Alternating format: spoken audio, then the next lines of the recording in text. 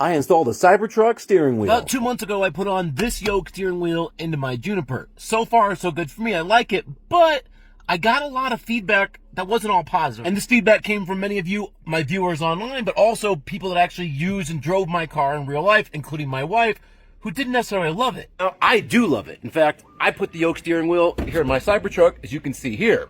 I'm sold on the idea. I think this is the way to go. But the reason a lot of people don't like it is just the fact that they can't get used to it doesn't have that little bar across the front. In fact, a lot of people liked the original wheel that was in the Cybertruck, which is what they call the squircle. What's a squircle? I'm so glad you asked. That's something like this. It's a combination of a circle and a square, but only really used in the steering wheel setting. One of the greatest words added to the human language in the last 100 years.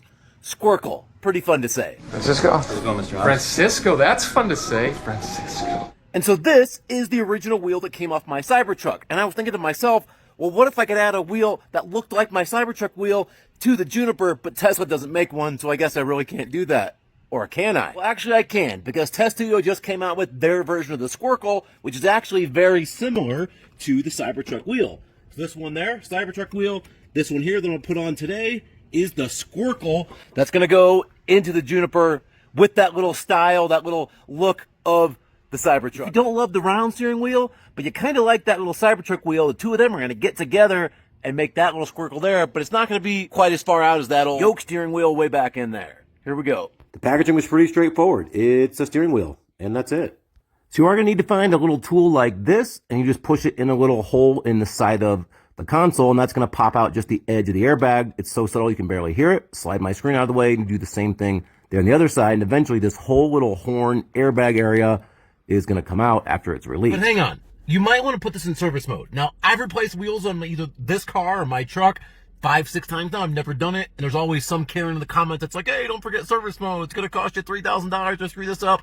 So let me show you how to do that just in case that's something you'd want to do. All right, so how do we enter service mode? You're going to hit this little car icon at the bottom of the screen, brings up your menu. You're going to scroll down until you see software. Once you have software, you're going to hold for about 3 or 4 seconds on where it says Model Y, where that little badging is. Then it pops up this little access code. You're going to type in service, S-E-R-V-I-C-E. Then immediately you're going to see this little warning. It's going to pop up and say, hey, make sure you're not doing anything you shouldn't be doing. You're going to see everything goes dark. Nothing will be working. You're going to have this little red ring around the outside of the screen, and you're going to see there where that's you can exit it when you're all done. All right, so now it's safe to start removing the electrical.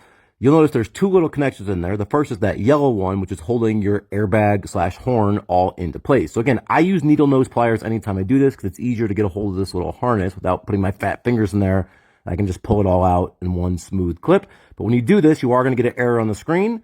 That safety restraint system issue, that's totally normal because your airbag's out. Now you're going to dig in again. I'm using my needle nose to pull out this other section. When we pull out this, you're going to get another error on the screen, which is going to say steering wheel disabled. Well, obviously, because you just unplugged it, that's all totally normal. Now it's left with this giant bolt down the center, which I'm using a 3/8 inch socket, but it's like an Allen wrench socket, not a typical female. And this, as you can see here, is very tight, and it is a fight to get it out, but you would expect it to be because it's the only thing holding the steering wheel on the steering column itself. Once that pops out, then it's a matter of pulling the wheel straight out. Now, I did have to kind of knock this around a little bit just to kind of free it up from the spline, but eventually pops right out. All right, so there's the wheel I just took out, and it's a matter of taking out all these guts and putting it into that frame there. Then I just use a little plastic trim tool. It's kind of like a small crowbar that just pries the face off each of these 2 controls, respectively. And if you turn it over in the back, there's 6 different screws I have to pull out. I use my pocket knife to remove this little cover on the back, which is, again, hiding, I think it's 4 more screws. Once those are out, you can pull this little bottom U section out. There we go. Now I'm going to go back to that little plastic trim tool, just pry this away from the top. Now there are a few screws here holding this plastic little silver thing to the controls. You don't need to pull those out. These can all stay together. Then it's a matter of just kind of wiggling it out and disconnecting this one little wire, which is for the heat in the steering wheel. Once you disconnect that, now it's just a matter of taking 3 screws out of the back of each one of the controls that separate it from the frame. It's the equivalent of like a T8 screw, but I had like a little safety bit. So you take these 3 out, flip it over to the other side. Again, take these very small little 3 Torx head looking bits out, and then you'll see the whole little control system still connected with that little arch silver piece of plastic across the top, all comes out. Then I take a 3/16 Allen wrench on a little drill and pull out these 3 main screws, which is holding like this little plastic assembly in place, which is also what pushes your horn when you push on the airbag of your steering wheel. And there is a little white plastic harness that just sticks through the back of the wheel that I pushed loose with my pocket knife there. That was just holding wires into place. Then it all comes separate. All right, now this is the new Squircle wheel. You're just gonna kind of fit all these little controls into here. I'm gonna put this one ground screw in first, which is gonna hold that harness into place. So I'm gonna rush through this next section here because it's everything you just did in reverse to pull all the controls and the plastic and the housing and the shroud out of the wheel into this one. So it's just a matter of now I'm just putting in those 3 little Allen wrench screws, holding it all into place. I kind of tucked all the little trim back in there with the trim tool. Now I'm putting these little 8 little Torx. I think they're like a T8 little screw back in the back of these, which are going to hold into the little controls. Now, I will give you one warning. Be careful not to over tighten these because it is easy to do. So I'm doing it very delicately because the housing of the screw is very tiny, the little female thread. Once you get those all in, then it's a matter of just trying to just kind of work your housing around in. As you can see here, I kind of pull it off, I put it back on, I pull it off again. I don't know if there's really a right way to do it. Just make sure your cords are all protected and kind of just fish it all in. And little by little, you'll see it starting to take shape. Just be very careful. Don't commit to getting anything totally snapped in until you know all your wires are free and nothing's flipped underneath or anything like that. But make sure you have it all together. And once you're confident you have it, then put the screws in and only then. Again, there's 6 screws there on the back.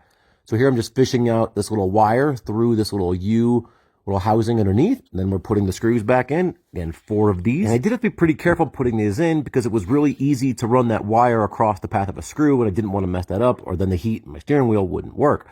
So once you get those screws in, put that little cover back on, and then put these little 2 face plates back on. Again, they're just clips, so be gentle with these. And there we are. And just like taking it off, you put it back on the same way, just kind of forcing it over that little spline. Just make sure it's lined up just right. Now again, it doesn't just fall onto place. I had to kind of give it a little bit of nudge. But then as you see, there it is. There's our new Squircle. And as long as you have it perfectly lined up, it does just push right back into place with minimal force. Now, I went to go plug this maroon wire in, and then I realized I forgot this little blue and black wire, which is again for my heat. Now I should have done this first, but eventually I got it here, no big deal. Plugged in the maroon wire. Now it's time to plug in the airbag. Admittedly, it is really tight. It's a really confined little space in here, so it is a little tricky to get them all plugged in. But once you do so, it kind of falls into place. And again, just kind of tucked this little heat wire out of the way again, just so I don't pinch it when I'm putting in the airbag. Then once I get it in, give it the little test honk. There it is, sure enough.